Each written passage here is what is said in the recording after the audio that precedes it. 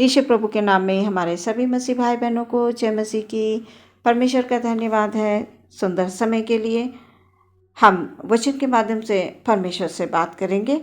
Romeo की पत्री 8 अध्याय 33 पद यहाँ पर इस प्रकार से लिखा हुआ है, परमेश्वर के चुने हुओं पर दोष कौन लगाएगा? परमेश्वर ही है जो उनको धर्मी ठहराता है।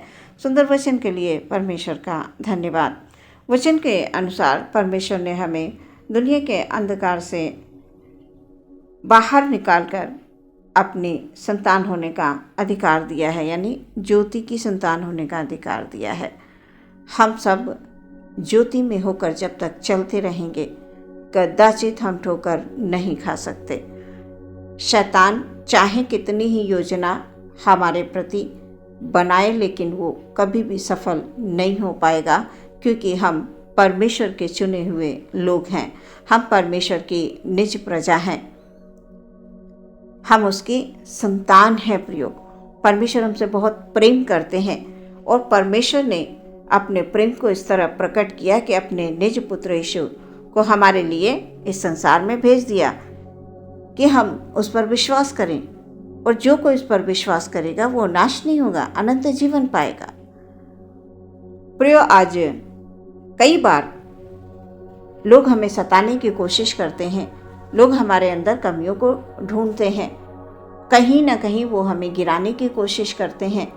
हम भलाई के रास्ते पर चल रहे होते हैं और वो हमें बुराइयों को ढूंढते हैं।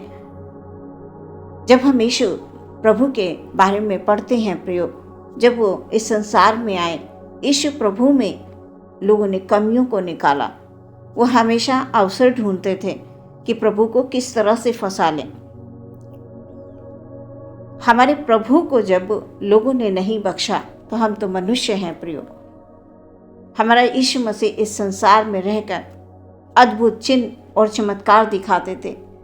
वो रोगियों को चंगा करते थे, वो भले भले काम करते थे, गांव गांव नगर नगर जाकर वो भलाई ही किया करते थे, लोगों को जीवन देते थे।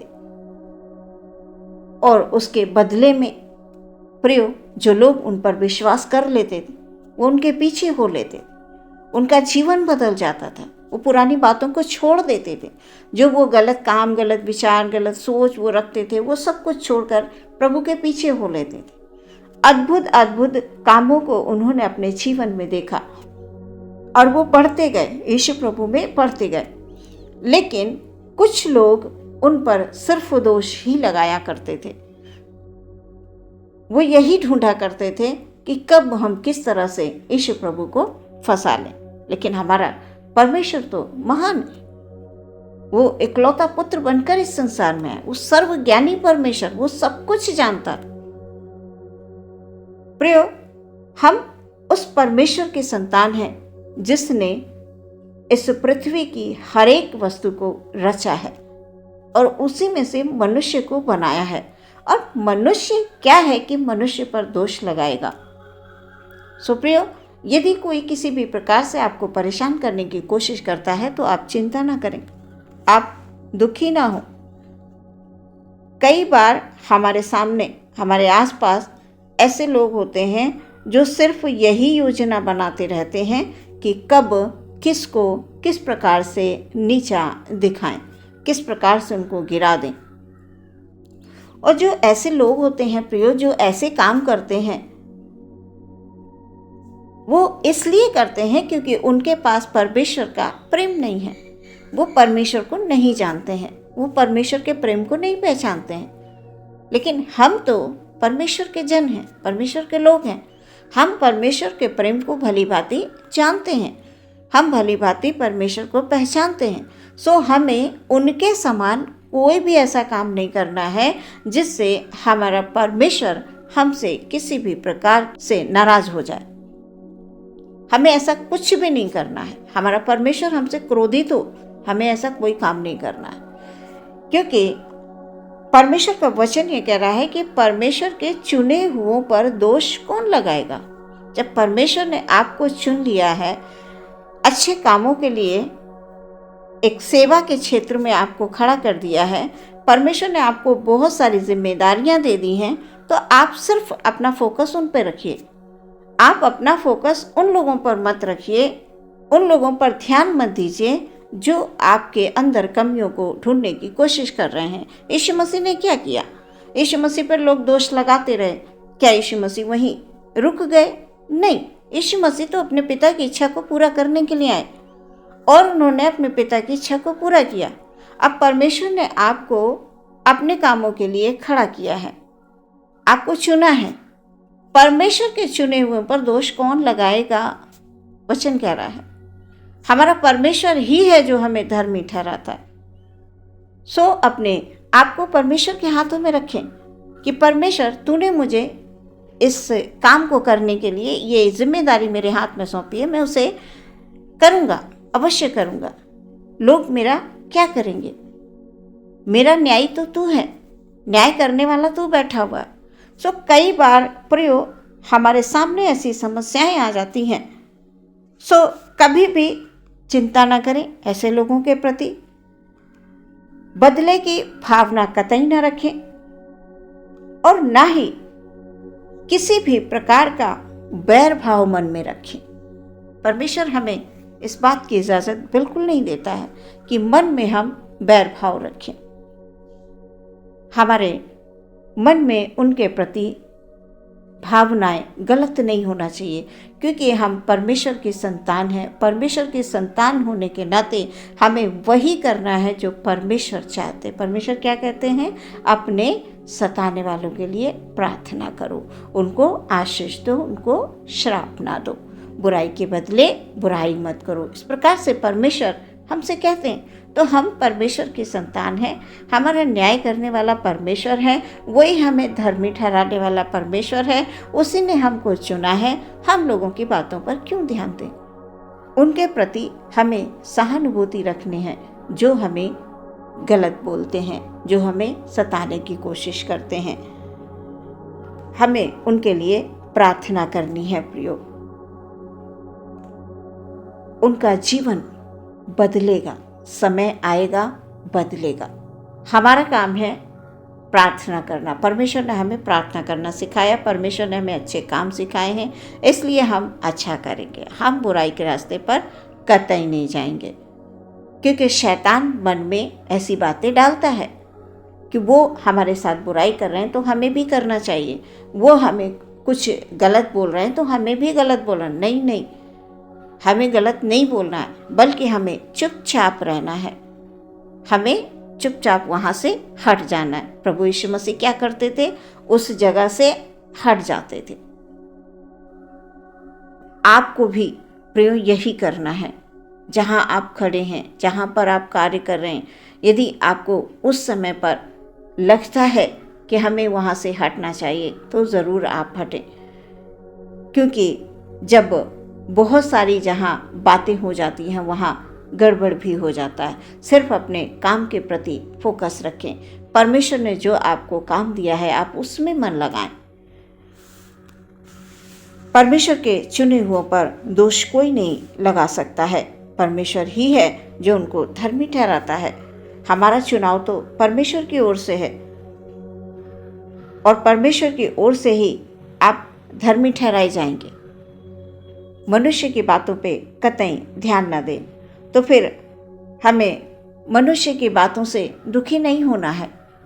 कई बार हम बड़े दुखी हो जाते हैं, हमने तो उनके साथ भलाई की और उन्होंने हमारे साथ बुराई की। हमने उनके साथ क्या नहीं किया, हमने क्या क्या नहीं किया, हमने बहुत कुछ किया। हम लोगों को उन बातों को सोच सोच कर हम दुखी होने लगते हैं, हम रोने लगते हैं, परेशान होने लगते हैं, चिंतित होने लगते हैं। हमारे मन की उथल पुथल, हमारे मन में बहुत सारी बातें आने लगती हैं। लेकिन ऐसा नहीं होना है प्रियो। हम परमेश्वर के लोग हैं, परमेश्वर ने आपको चुना है, इसलिए आप अपने आप को परमेश्वर के हाथों में रखें। हमारा न्याय करने वाला हमारा परमेश्वर है।